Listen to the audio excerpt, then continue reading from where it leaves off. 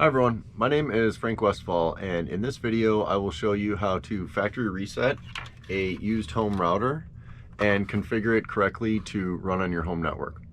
I was an IT engineer for 8 years, and in these computer systems tutorial videos I will be covering a lot of ground over time. So please like, comment, and subscribe if you would like to learn more about computer systems. And I want to say thank you to all of you who have subscribed recently. I appreciate your support, and you have motivated me to continue making more of these types of tutorial videos, as well as some other really cool ones that I have planned coming soon. All right, home routers. We're all familiar with them. We've all seen them, or we've all at least heard of them, right? But what do they do? How do they work? Can we reset them? Can we configure them? What can we do with them? I always keep an extra router around in case mine goes bad, and a used one is a perfect backup. There are a couple of very helpful things that I want to point out up front, but you can skip to if you just want to get right into the factory reset and configuration of the router without any contextual information. What you're going to need for this video is a router such as this Netgear one that I have. This particular one is a Netgear N300 gigabit router JNR3210. So 300 just means that I can operate wireless N standard at 300 megabits per second theoretical maximum. And the gigabit part of it means that the ports on the back are capable of 1000 megabits per second theoretical maximum data transfer. The power supply for the router, an Ethernet cable, a computer with an Ethernet port like this. This is also called an RJ45 port. These ends on the cables are RJ45 plugs. It's the technical specification for them. And an internet connection from your internet service provider that has an Ethernet cable handoff ready for your router to use. So typically that looks like, you either have a fiber cable coming into the house or the apartment, or a coax cable coming to the house or the apartment. It's going to your internet service provider's modem. And that's all of that equipment is their responsibility in that connection. But once that modem hands off a cable, usually it's an Ethernet cable, Cat5e or a Cat6 cable. Once it hands off that cable to your router, everything from that cable forward is now your home private network. And here's some information about routers in general that is very helpful to understand. What is a router?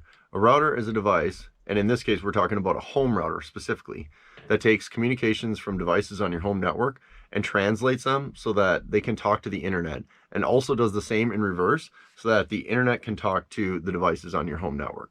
Now, routers actually do much more than this, and they can get very powerful and sometimes very complicated at higher levels.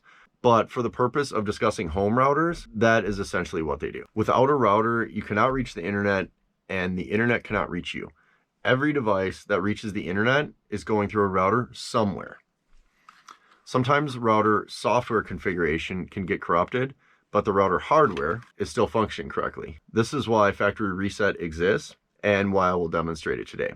Also, if you buy a used router, like for a backup or to use as your primary, you need to factory reset it to put your own settings on it. Also, routers can go bad over time. This is typically due to heat decomposition over long periods of time. And you can actually see a little of that on this one. If you look at the bottom and you see how it's discolored, this is from it sitting. If I were to take a temperature sensor gun, turn this on and let it sit, and then measure the temperatures on this, this would be the hottest spot on the router, on the outside.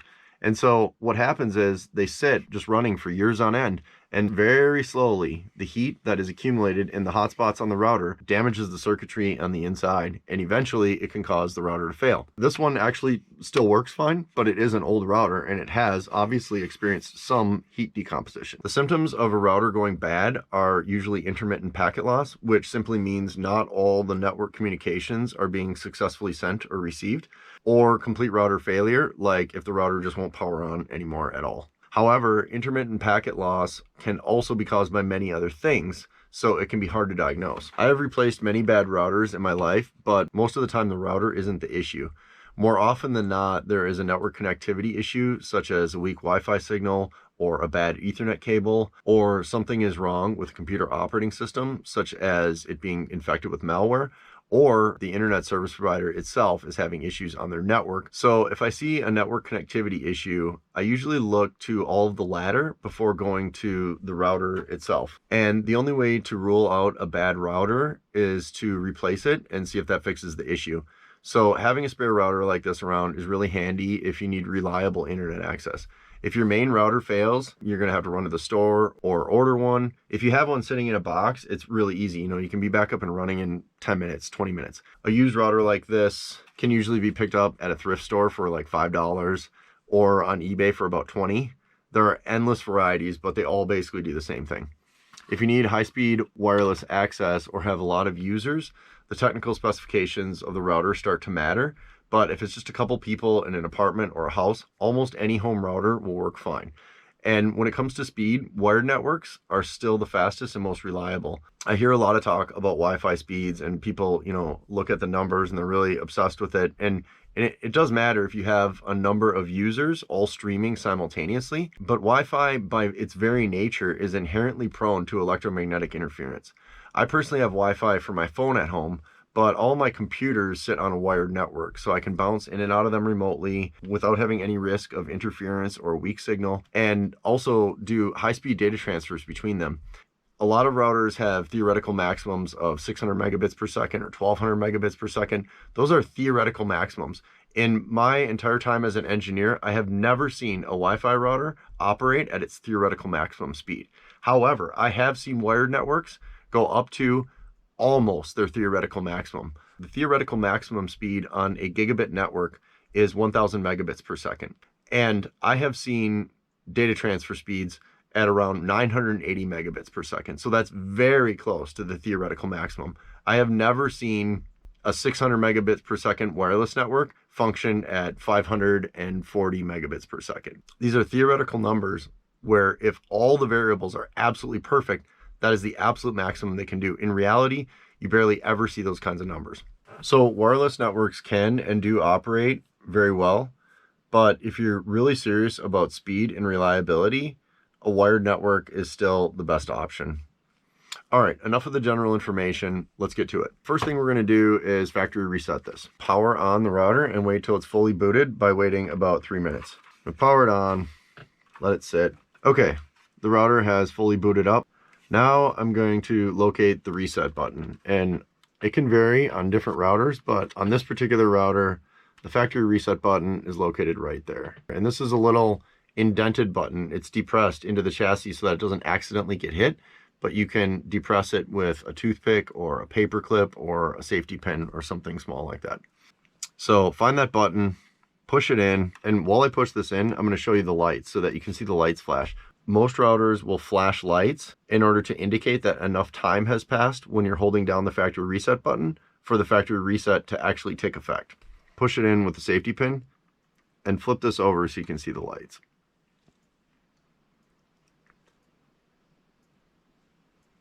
We want to hold it for about 10 seconds. Now, you see how that started flashing? That means it's going to restart, and when it restarts, it's going to reload with the factory settings. So I'm going to release it.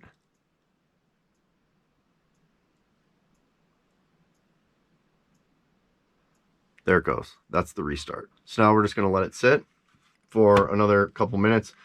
Routers can take up to 3 minutes.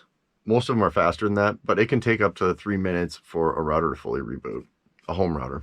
All right, now it's fully factory reset, and we just need to configure settings on it so it's ready to use. There are a lot of different settings you can configure, and usually some options for advanced configuration.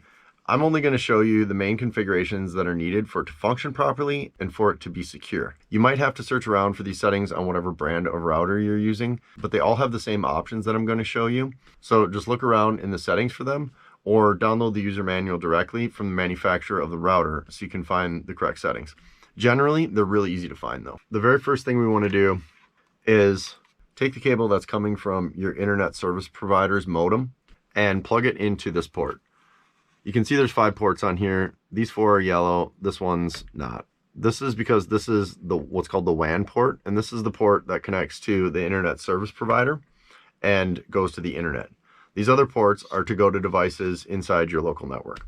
So you want to take the cable that's coming from your internet service provider's modem and plug it into this, your WAN port. My internet service provider modem is in another room, so I'm not going to actually plug this in until I get into the configuration settings where it's all computer screenshot instead of an actual recorded camera here. But I will plug the cable from my internet service provider's modem into this port, and then I want to plug the Ethernet cable that we're going to use to connect to the computer into one of these ports, like that, any one of those ports. And then we want to plug the other one into the Ethernet port on the computer, like that. With various types of routers, some of them have an app to download. There are various ways in which you can communicate with the router, but one thing that every home router does is it sits on a network that it has created, and it delivers IP addresses to computers that are on that network. When I have plugged my computer into this router's LAN port, I am now sitting on the network. This computer is sitting on a small network that this router has created.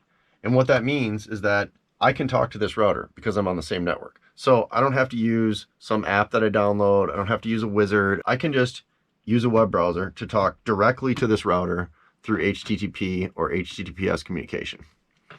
I prefer this way because there aren't outside variables. I'm not getting a third party involved. I'm just saying, computer, talk to router. And router says, okay, let's talk. And then I configure the router. So that's why I'm showing you this way. So the very first thing we want to do, if you're using a computer that has a wired connection and a wireless connection, like this laptop does, turn off your wireless network adapter. You can do that by going into Network Settings, Network and Internet. This is Windows 10 I'm on, but it's in a similar location in Windows 11. And we want to go to Change Adapter Options so we can actually see the adapters. These are our network adapters. So here's our wireless adapter. We're just going to disable this. Disable that and minimize this.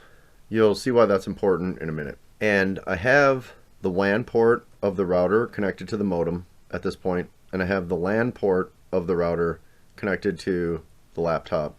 Now I want to open a command prompt by typing CMD, right click the app, run as administrator, say yes, and I want to type in the command IPCONFIG space / all. Now I want to look at the default gateway, the DHCP server, and the DNS servers. These are all the router that we just factory reset. In the case of home routers, the router is the default gateway and is also functioning as the DHCP server and the DNS server. So the address you see for all of these should be the same. And this is why I disabled the wireless network adapter first. It is possible for a computer to sit on multiple networks and have multiple IP addresses at the same time. If that were the case, you might be confused as to which IP address actually belonged to the router that you want to configure. So here we can clearly see the IP address of the router is 192.168.1.1, and that's because this is the only network communication that this computer can have right now. So the only thing it can talk to is the router. Open a web browser like Google Chrome. You can use Microsoft Edge, you can use Safari, you can use Firefox. Type in http:// and then the IP address of the router, which we just saw was 192.168.1.1. I'm not going to go into IP addressing for this video, but that's why we used command prompt to check the actual IP address of the router. We're not assuming that it has this IP address. Most home routers will use this IP address, and they'll use the same network ID, which is part of the IP address. But we're not going to assume that, and that's why I went into a command prompt to verify that this is the router's IP address. Now hit enter, and now we are talking to the router. Now on most routers, they are going to offer to detect the WAN port settings, or it will just do it automatically without even asking. And if it asks to do this, you should do this. The WAN port settings are defined by the internet service provider, and unless you know exactly what they are, you should let the router detect them for you. For home routers, you typically do not have to configure the WAN side of the network. You only have to configure the LAN side. As I mentioned before, the WAN side is the responsibility of the internet service provider, and the LAN side is the responsibility of you or the owner of the internal network. So we're going to see if this will successfully detect the WAN port settings, which are the internet settings.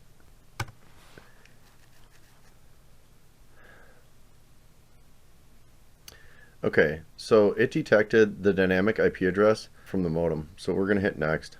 So now it's taking the settings that it detected from the internet service provider modem and it's applying them to the WAN port on this router.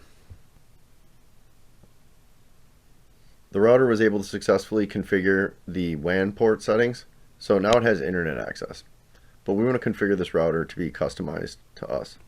So we're going to go, yeah, take me to the internet, but then we're going to log back into the router. Okay, so that's the internet, but now we want to actually go back to the router. So http:// there we go, 192.168.1.1. You'll probably be prompted to enter the default username and password to log into the router the first time. Usually this information is printed on the back of the router itself, but you can also look it up in the user manual directly from the manufacturer of the router. In many cases, it is simply username admin and password. But this is not always the case, so you might have to look it up. I've seen a lot of variations on these login credentials and had to look them up many times in the past. So don't just assume it's admin and password, because it may not be. In the case of this router, it actually is admin and password. So now we're logged into the router's web interface. And if you have an option to switch to advanced configuration mode, I usually do that because it's easier to find the settings. So I'm going to switch to advanced configuration mode. The very first thing we're going to do is secure this by setting a different administrator password.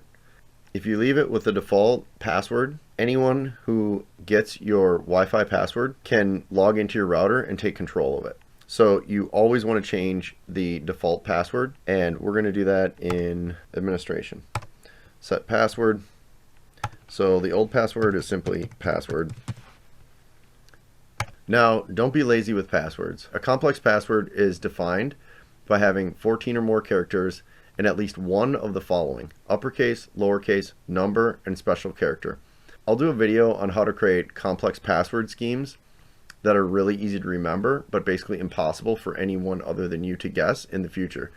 You can use a password scheme to have slight variations on your passwords so you always know them, but the variations make them secure in case one of your accounts is compromised. So I'm just going to come up with a password here, a complex password. I'm going to put Alabama State 1979. So it's nice and long. All right, it's just a random complex password right there. Minimize that, enter this, and hit apply. Okay, so now because we've set a new password, it has disconnected us because the credentials we used to log in are no longer valid.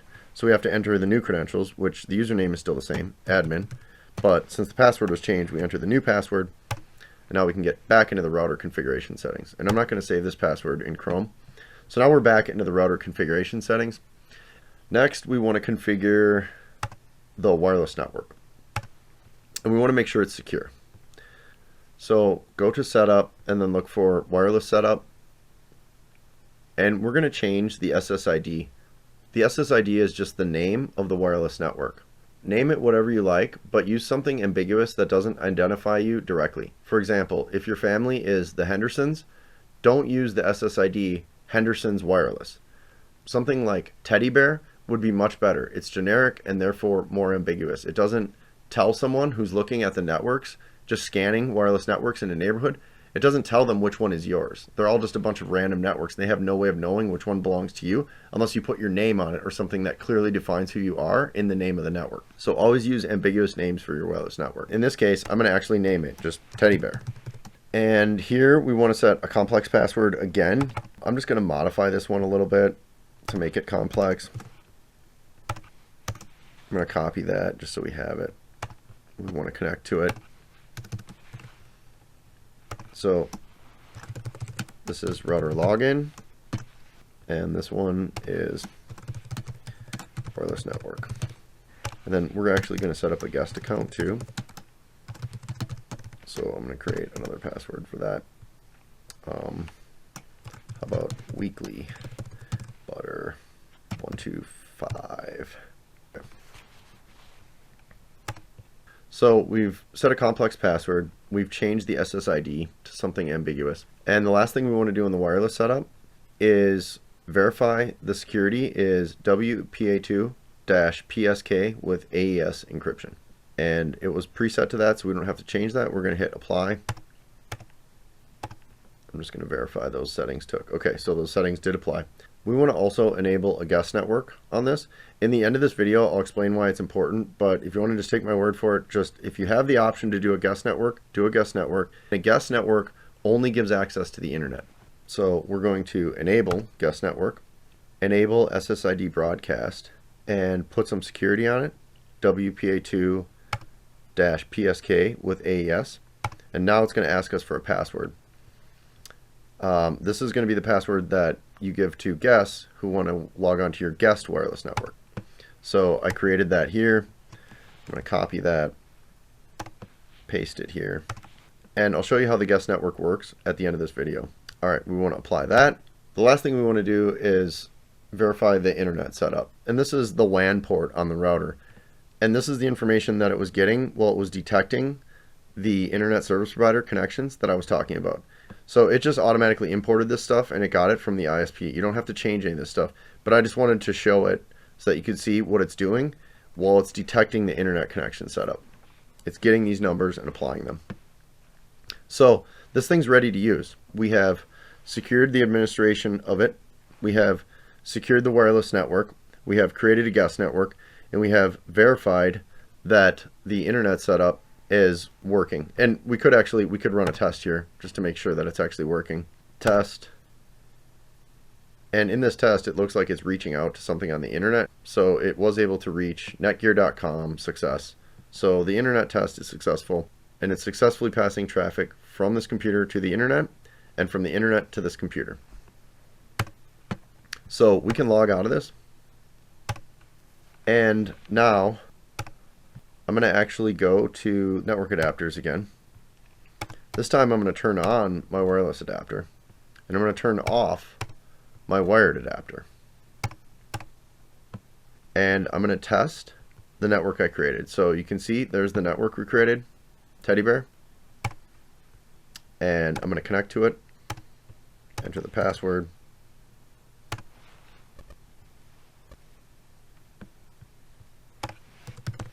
And you can see we have internet over the wireless network. I'm going to ping Google again. Yep, we can ping Google. And you can also just open a website and go to any website like abc.com. And if you get the website, you have internet. All right, so we have internet over the wireless connection. Now, I want to show you something. We're on the primary wireless network, not the guest network. Now, when I'm on the primary wireless network, I can also access the router over this network. I can access any device on this network.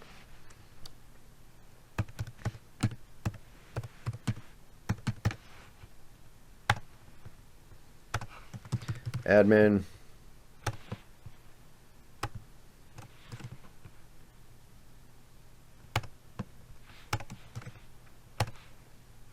So here I'm back to the router configuration, but this time I'm not talking to it through an Ethernet cable. I'm talking to it through the wireless network that we created. Now I'm going to try the same thing, but I'm going to do it when I'm connected to the guest network, and I'll show you why a guest network is important. I'm going to log out. I'm going to switch to the guest network. Netgear guest. They didn't give us an option to name the guest network anything different, so we'll just deal with it. But they did give us an option to set our own password for that. And so we know what the guest network wireless password is. We're going to go down here. We're going to connect to it.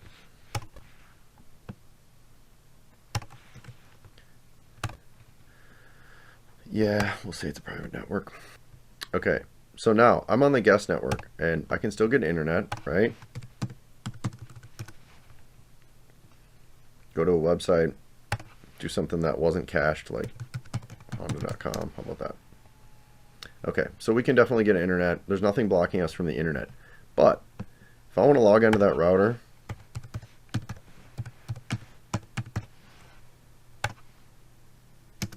it's going to time out.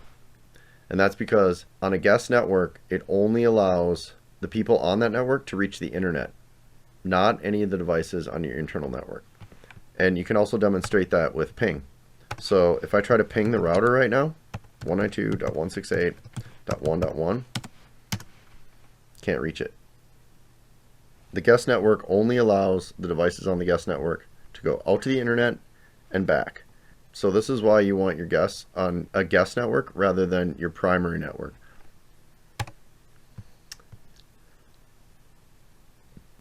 And if I switch back to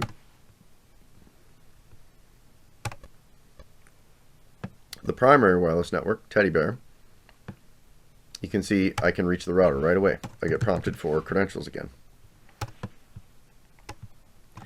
And I can once again log into it.